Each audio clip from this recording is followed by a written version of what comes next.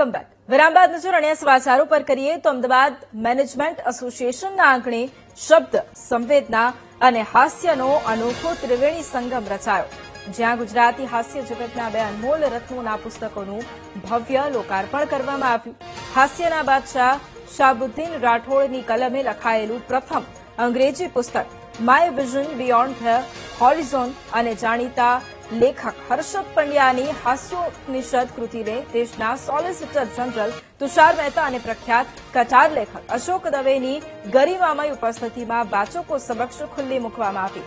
દીપોત્સવની ક્ષણે સુપ્રીમ કોર્ટના solicitor general Tushar મહેતાએ માત્ર પુસ્તકોની પ્રશંસા જ ન કરી, પણ ગુજરાતી સાહિત્યને વૈશ્વિક ફલક પર લઈ જવા માટે એક અત્યંત ચિંતનીય અને આંખ ઉઘાડનારી ટકોર કરી। તેમણે વસવસો વ્યક્ત કરતા કહ્યું કે આપણે ઘણીવાર વિદેશી વાયરાઓ અને વૈશ્વિક ઘટનાઓથી અંજાઈ જઈએ છીએ, પણ આપણી માતૃભાષામાં છુપાયેલા અદભુત સામર્થ્યને ઓળખી શકતા નથી। ગુજરાત પાસે એવા અદભુત હાસ્ય કલાકારો અને સાહિત્યકારો છે જે આખી દુનિયાને ડોલાવી શકે છે, પણ માત્ર એક યોગ્ય ભાવાનુવાદકના અભાવે આપણે વૈશ્વિક મંચ પર પાછળ રહી ગયા છે।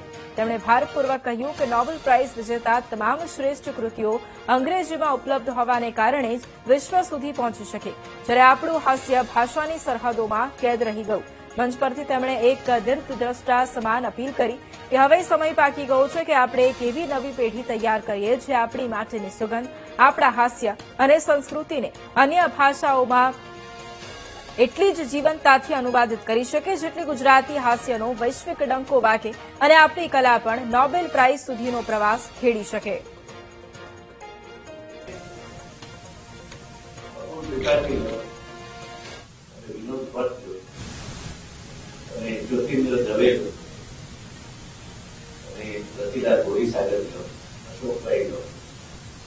આ બધા હું બીજા અન્ય હાસ્ય લેખકો વાંચ્યા પછી કહું છું, અન્ય ભાષાના વાંચ્યા પછી ઘણી રીતે ખૂબ આગળ અને આગળના સ્તરનું હાસ્ય પીરસે છે વિશ્વના અન્ય હાસ્યકારોથી, પણ એમનું હાસ્ય માત્ર ગુજરાતી ભાષા પૂરતું સીમિત રહેવાથી એ લોકો વિશ્વ ભોગ્ય અથવા તો વિશ્વમાં પ્રસિદ્ધ થઈ શકતા નથી। હવે એમની એ જવાબદારી એમની નથી, સાહિત્યકારના અંદરથી સાહિત્ય બહાર આવી ગયું ત્યાર પછી એ પ્રોપર્ટી આપણી છે,